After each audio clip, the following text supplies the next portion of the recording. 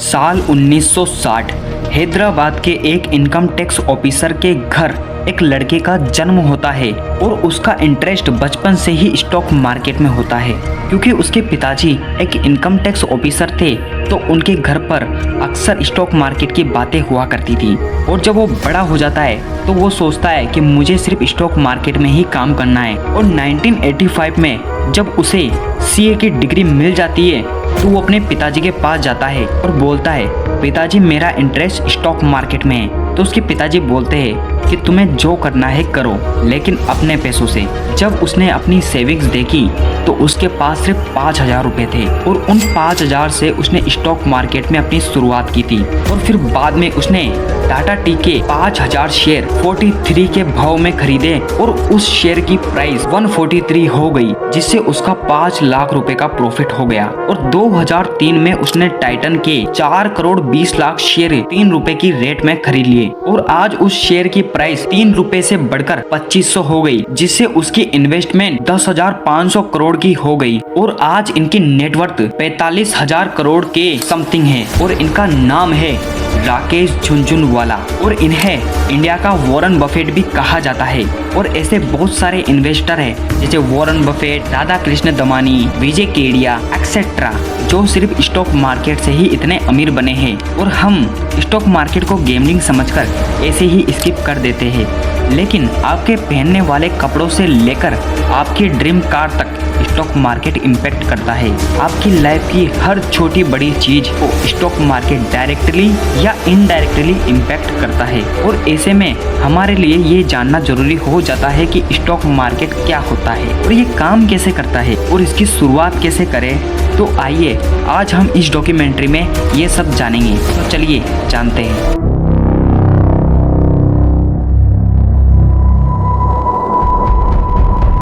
साल 1602 Dutch east India company, जो Indonesia और श्रीलंका से मसाले, दालचीनी जैसी चीजें कम कीमतों पर लाती थी और यूरोप के बाजार में ऊंची कीमतों पर लाती थी, जिससे उनका प्रॉफिट होता था। लेकिन जब कोई शिप डूब जाती थी तो उनका बहुत ज्यादा नुकसान होता था, क्योंकि समुद्र का रास्ता ढूंढने के लिए जब कोई 10 शिप से जाती थी तो उनमें से सिर्फ एक शिप लौट कर ही आती थी, क्योंकि 9 शिप डूब जाती थी। क्योंकि समुद्र में से सामान लाना बहुत ज्यादा रिस्की होता था और उन्हें और ज्यादा शिप्स के लिए फंडिंग की जरूरत थी। इसलिए उन्होंने बड़े बड़े मर्चेंट्स को टारगेट किया और उन्हें कन्विंस किया उनकी कंपनी में पैसा लगाने के लिए। और वो बहुत सारे शिप ले आए और मसाला और एक्सपोर्टिंग करने लगे। और उन्होंने सोचा कि अपने बिजनेस को बढ़ाना होगा, इसलिए उन्होंने सोचा कि हमें लोकल पब्लिक से हेल्प लेनी चाहिए। तो वो लोकल पब्लिक से कहते हैं कि आप हमारी कंपनी के शेयर खरीदो, बदले में हम आपको हमारी कंपनी की हिस्सेदारी देंगे और फ्यूचर में होने वाले प्रॉफिट को आपस में बांट लेंगे। और ये प्लान सक्सेसफुल होता है और ये लगभग 6 मिलियन गिल्ड्स कलेक्ट कर लेते हैं, जो आज के 110 मिलियन डॉलर के बराबर है। और इस पूरे प्रोसेस को मैनेज करने के लिए एम्स्टर्डम स्टॉक एक्सचेंज की नींव रखी जाती है, जो दुनिया का सबसे पहला स्टॉक एक्सचेंज बनता है। डच ईस्ट इंडिया कंपनी ने पब्लिकली ट्रेड किए जाने वाली वर्ल्ड की फर्स्ट कंपनी बन जाती है। और इस कंपनी से इंस्पायर होकर बहुत सारी सिटीज में फंडिंग कलेक्ट करने के लिए स्टॉक एक्सचेंज की शुरुआत की गई। इंडिया में इसकी शुरुआत ब्रिटिश ईस्ट इंडिया कंपनी ने अपने वेंचर के लिए बॉन्ड्स एंड शेयर इशू करके की थी। मुंबई हमेशा से ही इंडिया का ट्रेडर सिटी रही है और इंडिया में स्टॉक मार्केट की शुरुआत भी मुंबई के टाउन हॉल के सामने खड़े बरगद के पेड़ से हुई थी। और धीरे धीरे मुंबई में ट्रेडर्स की संख्या बढ़ने लगी और 1875 में 22 स्टॉक ग्रुप ने मिलकर फर्स्ट स्टॉक एक्सचेंज की नींव रखी थी, बॉम्बे स्टॉक एक्सचेंज, जिसे आज हम बीएसई के नाम से जानते हैं। शुरुआत में इसे the native share and stock broker association के नाम से जाना जाता था और धीरे धीरे इंडिया और भी स्टेट्स में नेशनल स्टॉक एक्सचेंज सेटअप होना शुरू हो जाता है। आजादी के बाद साल 1977 में रिलायंस को बीएसई में लिस्ट किया जाता है और इस पूरे स्टॉक मार्केट में जो ट्रेड हो रही थी उसे रेगुलेट करने की सख्त जरूरत थी, ताकि किसी भी तरह का स्कैम या फ्रॉड से बचा जा सके। साल 1988 में security and exchange board of India को पब्लिश किया जाता है, जिसे हम सेबी के नाम से जानते हैं। इसी के साथ साल 1993 में NSE को भी पब्लिशमेंट की जाती है, जिसे नेशनल स्टॉक एक्सचेंज के नाम से भी जानते हैं। और आज हमारा BSE दुनिया का 6th लार्जेस्ट स्टॉक एक्सचेंज के रूप में जाना जाता है और NSE दुनिया का 7th लार्जेस्ट स्टॉक एक्सचेंज बन चुका है। और NSE में इंडिया की टॉप 15 कंपनियां होती है, जिसे हम निफ्टी 50 के नाम से जानते हैं। और BSE में टॉप 13 कंपनियां होती है, जिसे हम सेंसेक्स भी कहते हैं। अब आपने ये तो जान लिया कि स्टॉक मार्केट की शुरुआत कैसे हुई, लेकिन ये काम कैसे करता है। आप सुनते होंगे कि निफ्टी बढ़ गया, सेंसेक्स घट गया, ये क्या है, आइए जानते हैं।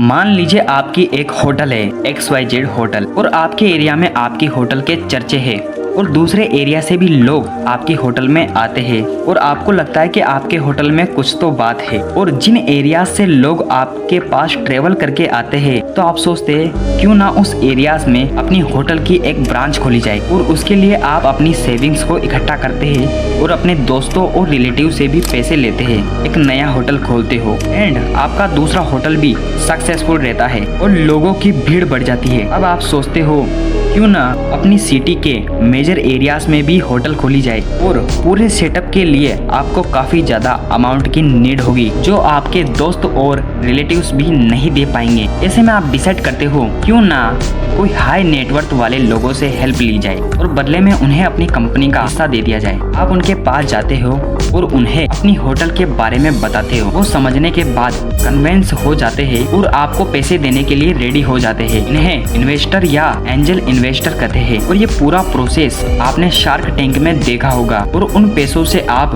अपनी सिटी के मेजर एरियाज में अपना एक होटल खोल देते हो एंड वो सारे होटल्स भी सक्सेसफुल रहते हैं और आपके होटल की पॉपुलैरिटी पूरी सिटीज में होती है। तो आप सोचते हैं क्यों ना पूरे देश में अपनी होटल्स खोली जाए। इसके लिए ऑब्वियसली बहुत ज्यादा हाई अमाउंट की रिक्वायरमेंट है। अब इन्वेस्टर भी आपको इतने पैसे नहीं दे सकते, तो आप डिसाइड करते हो कि क्यों ना लोकल पब्लिक से हेल्प ली जाए और बदले में अपनी कंपनी का कुछ हिस्सा दे दिया जाए। इस पूरे प्रोसेस को IPO कहा जाता है, इनिशियल पब्लिक ऑफरिंग, क्योंकि लोकल पब्लिक भी आपकी कंपनी का हिस्सा बनने वाली है कि आपकी कंपनी पर कुछ भी गलत या सही होता है उसका इम्पैक्ट लोकल पब्लिक पर भी पड़ता है। IPO लॉन्च करने से पहले आपको कुछ प्रोसेस से होकर गुजरना पड़ता है। सबसे पहले आपको एक इन्वेस्टर बैंकर हायर करना होगा, जो कि आपकी कंपनी को अच्छे से रिव्यू करेगा और सारे नेसेसरी डॉक्यूमेंट्स वगैरह रेडी करेगा। इन सारे डॉक्यूमेंट्स को लेकर आप सेबी के पास जाओगे। सेबी क्या होता है ये मैंने आपको पहले ही बता दी। सेबी आपके डॉक्यूमेंट्स को चेक करेगा, जिसमें आपके बिजनेस का पूरा रिपोर्ट होगा। इन रिपोर्ट को देखकर अब सेबी ये डिसाइड करेगा कि क्या आपकी होटल पब्लिक में पब्लिश करने के लायक है या नहीं।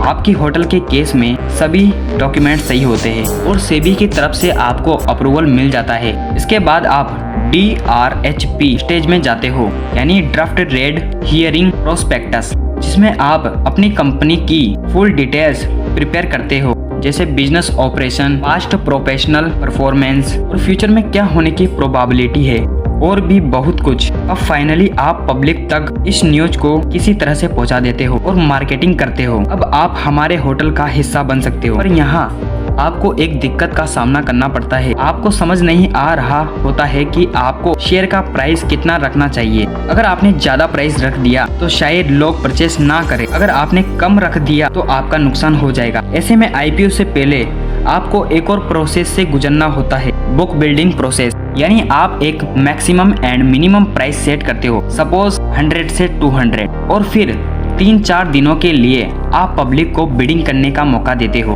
बिडिंग के बाद आपको आइडिया लग जाता है कि मैक्सिमम लोगों ने 150 पे बिडिंग किया था, तो बेहतर यही होगा कि 150 शेयर का प्राइस चूज करें एंड कॉन्ग्रेचुलेशंस, आपकी कंपनी लिस्ट हो जाती है। तो जो आपको जानते हैं वो सोचेंगे कि ये होटल तो बहुत ज्यादा बढ़िया है, शायद इसके प्राइस ऊपर जाएंगे, वो आपके शेयर को बाय कर सकते हैं एंड सेल कर सकते हैं। और स्टॉक मार्केट में एक और चीज काम करती है, डिमांड एंड सप्लाई। सपोज करो 10 लोग आपके शेयर को खरीदना चाहते हैं और 5 लोग आपके शेयर को बेचना चाहते हैं, तो ऐसे में आपकी डिमांड बढ़ जाएगी एंड सप्लाई कम हो जाएगी, जिससे आपका शेयर की प्राइस बढ़ जाएगी एंड वहीं अगर 10 लोग आपके शेयर को बेचना चाहते हैं और 5 लोग आपके शेयर को खरीदना चाहते हैं तो वहीं पर आपकी सप्लाई बढ़ जाएगी और डिमांड कम हो जाएगी, जिससे आपका शेयर का प्राइस घट जाएगा। अब ये डिमांड और सप्लाई बहुत सारे फैक्टर्स पर डिपेंड करती है। इसमें से कुछ इंटरनल फैक्टर होते हैं, जैसे आपकी सर्विसेज, लोगों का क्या फीडबैक था, साथ ही साथ मार्केट के हिसाब से आपका प्राइस क्या है, और बहुत सारे एक्सटर्नल फैक्टर भी होते हैं जिसका कंपनी पर उतना कंट्रोल नहीं होता, जैसे technology changes, regulatory changes, political shift, emotion, news and economy condition, trades, policy और भी बहुत सारे फैक्टर है। और हमारे देश में एक और फैक्टर है जो बहुत ज़्यादा इम्पोर्टेंट है, रूमर्स। हमारे आसपास में 10 से 15 लोग हमें बोल देते हैं कि उस कंपनी की कंडीशन बहुत खराब होने वाली है, तो हम बिना कुछ रिसर्च किए बिना और दिमाग लगाए बिना रूमर्स के पीछे भागने लगते हैं और ऐसे में उस कंपनी के शेयर को सब बेचने लगते हैं, जिससे उस कंपनी के शेयर गिर जाते हैं। पहले के टाइम में जब ट्रेडिंग कागज पर हुआ करती थी तो मार्केट ओपन होने से पहले ही किसी कंपनी के बारे में रूमर्स फैला दी जाती थी और मार्केट ओपन होने पर कंपनी उस रूमर्स के हिसाब से परफॉर्मेंस करती थी। आपने ये सेम चीज हर्षद मेहता स्कैम में देखी होगी, जहाँ पे हर्षद मेहता एसीसी सीमेंट के ऊपर एक रूमर फैला देते हैं। आज के दिन में अगर आपको शेयर मार्केट को समझना है तो आपको निफ्टी इंडेक्स या सेंसेक्स इंडेक्स को देखते हैं।